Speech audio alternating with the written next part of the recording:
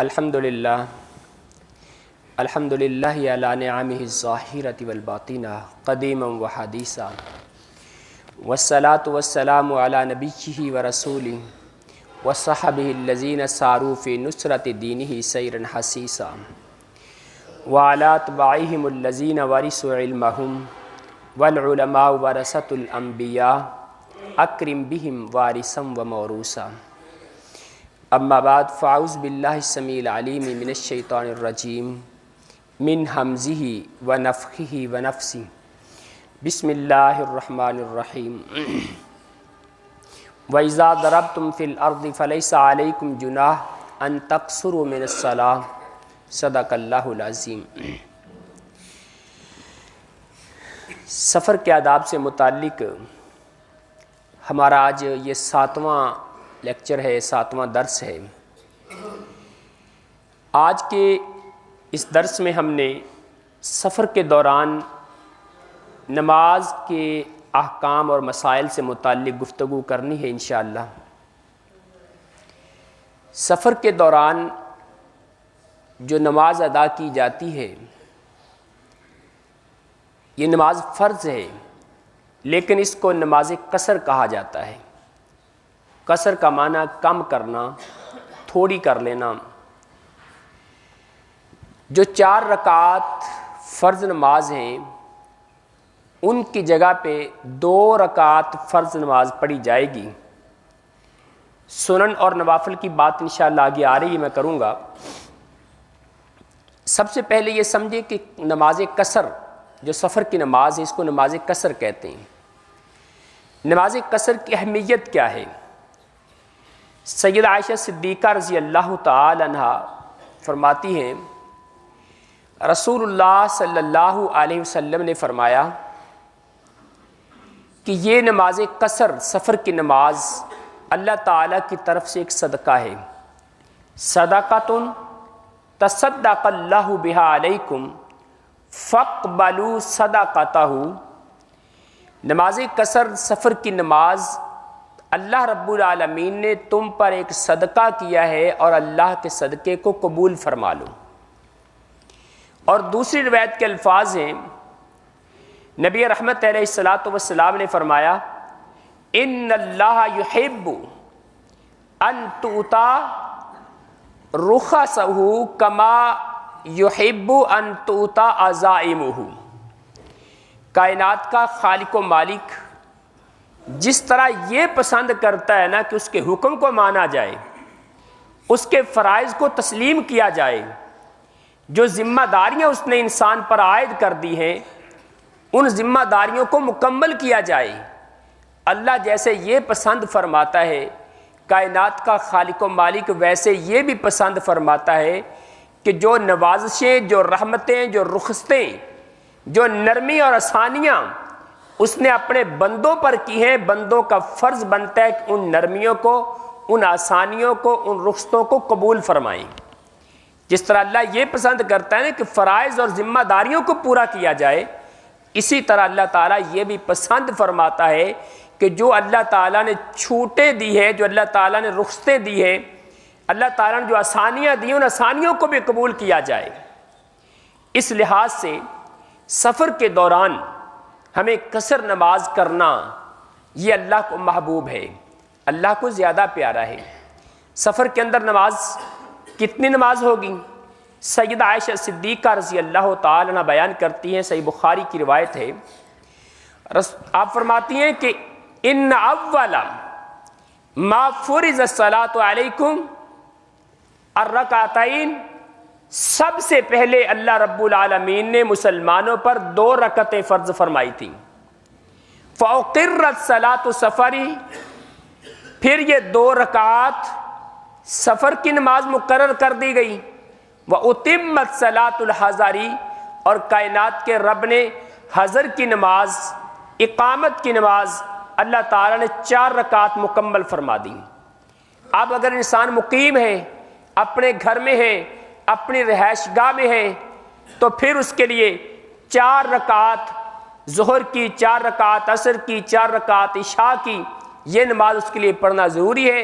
لیکن اگر سفر میں ہے اس پر 2 رکعت اللہ رب العالمین نے مقرر فرمائی ہیں۔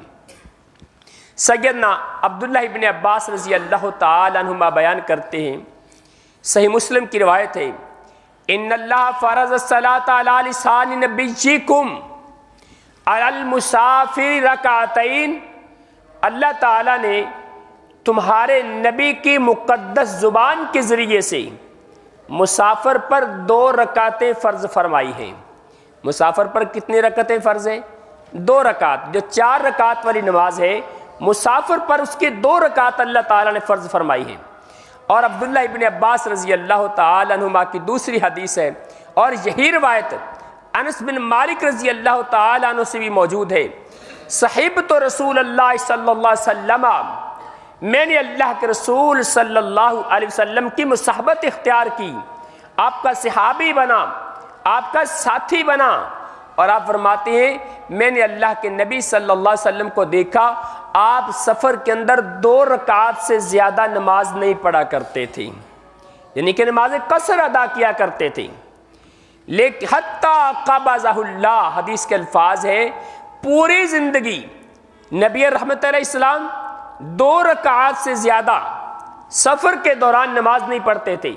لیکن سیدہ عائشہ صدیقہ رضی اللہ تعالی عنہ کی روایت ہے، آپ فرماتی ہیں کان رسول اللہ صلی اللہ علیہ وسلم یقصر فی السفر ویتم، اللہ کے نبی صلی اللہ علیہ وسلم سفر کے اندر قصر بھی فرما لیتے تھے اور پوری نماز بھی پڑھ لیا کرتے تھے۔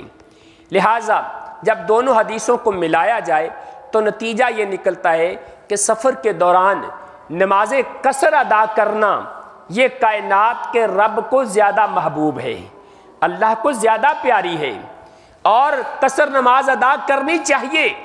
لیکن اگر کوئی انسان مکمل بھی پڑھ لے تو وہ بھی اس کے لیے جائز ہے، کہ سیدہ عائشہ صدیقہ رضی اللہ تعالی عنہ کی روایت ہمیں یہی بتا رہی ہے۔ اب آگے سوال یہ پیدا ہوتا ہے کہ سفر کے دوران کیا صرف فرض ہی ادا کیے جائیں گے یا سنتیں اور نوافل بھی ادا کیے جا سکتے ہیں؟ جب فرائض کی بات ہے نا، تو فرائض تو ہم پر 2 فرض ہیں، 2 رکعت فرائض کی، یہ فرض ہیں، ان کو پڑھنا ضروری ہے۔ اگر کوئی انسان 4 بھی پڑھ لیتا ہے تو اس کے لیے جائز ہے۔ لیکن سنتیں اور نوافل اگر کوئی پڑھتا ہے تو اس کے لیے جائز ہے۔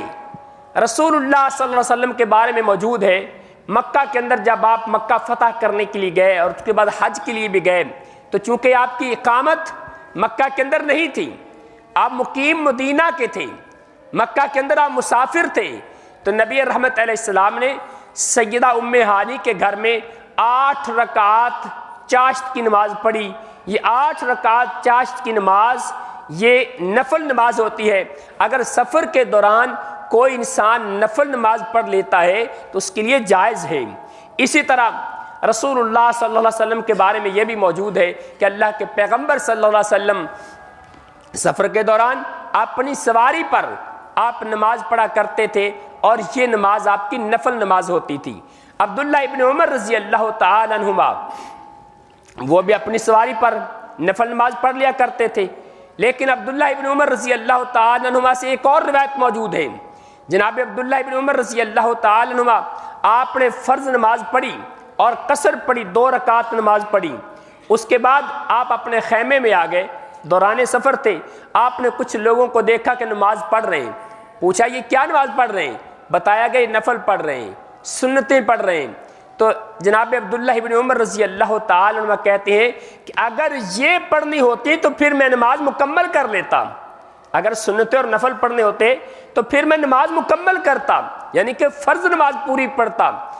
اب یہاں سے دونوں حدیثوں کو ملانے سے نتیجہ یہ نکلتا ہے کہ سفر کے دوران فرض نماز وہ 2 رکعت ہے، اور جو نفل پڑھنے انسان نے، مثلا ایک انسان کی روٹین بنی ہوئی ہے کہ وہ روزانہ 8 رکعت نفل پڑھتا ہے، روزانہ وہ 10 رکعت نفل پڑھتا ہے، اس کی اپنی ایک روٹین، اپنا ایک وظیفہ بنا ہوا ہے، اس کے لیے پڑھنے جائز ہے۔ وہ پڑھنا چاہے تو سفر کے دوران بھی نوافل کا اہتمام کر سکتا ہے، پڑھ سکتا ہے۔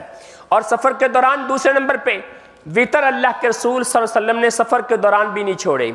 صبح کی سنتیں رسول اللہ صلی اللہ علیہ وسلم نے سفر کے دوران بھی نہیں چھوڑی۔ صبح کی نماز سفر کے دوران بھی مکمل پڑھی جائے گی، اور 4 رکعت والی نماز وہ 2 رکعت پڑھی جائے گی، وطر پڑھے جائیں گے، اور اس کے علاوہ مغرب کی نماز کے 3 فرض پڑھے جائیں گے، اس میں بھی کمی نہیں ہے۔ اب تیسرا مسئلہ یہاں پر یہ ہے کہ کتنا سفر کرنا ہو تو انسان اپنی نماز قصر کرے گا۔ اس کے بارے میں رسول اللہ صلی اللہ علیہ وسلم سے واضح طور پہ مکمل طور پہ کوئی تحدید اور تعیین موجود نہیں ہے۔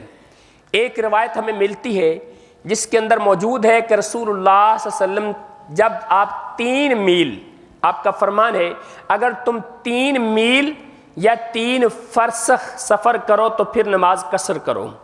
اب 3 میل کی بات تو محدثین کہتے ہیں کہ یہ راوی کا شک ہے، لیکن 3 میل نہیں ہو سکتا، 3 فرسخ کی بات ٹھیک ہے۔ تو 3 فرسخ کتنا ہوتا ہے؟ 3 فرسخ، 1 فرسخ 3 میل کا ہوتا ہے۔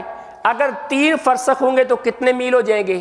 9 میل، اور 9 میل یہ حجازی میل ہے، اور حجازی میل کا اندازہ آج کے دور میں لگایا جاتا ہے کہ 1 حجازی میل ہمارے 2400 میٹر کا ہوتا ہے، 2400 میٹر کا۔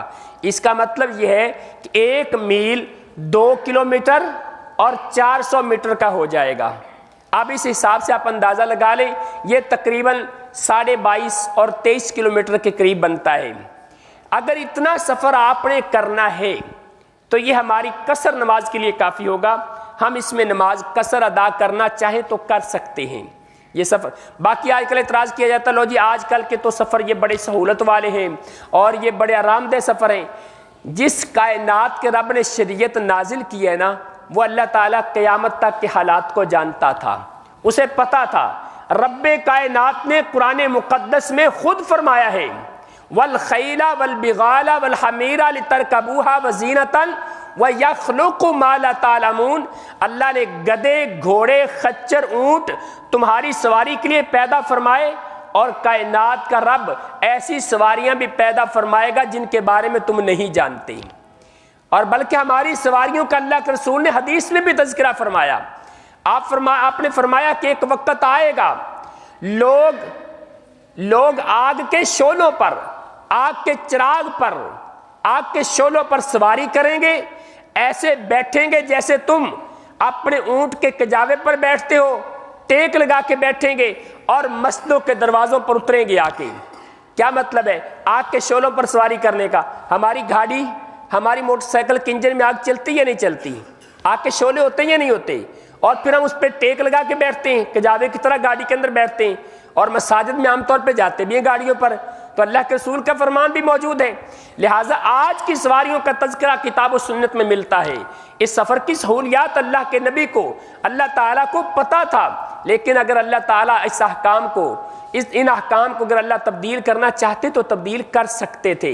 کہ آج کے لوگوں کے لیے سفر کے یہ مسائل ہیں، بعد والوں کے لیے یہ مسائل ہوں گے، لیکن ایسی کوئی بات نہیں۔ اس کا مطلب ہے کہ آج بھی اگر ہم سفر کے اندر قصر نماز کریں گے تو کائنات کے رب کو محبوب ہوگی، اللہ کو پیاری ہوگی۔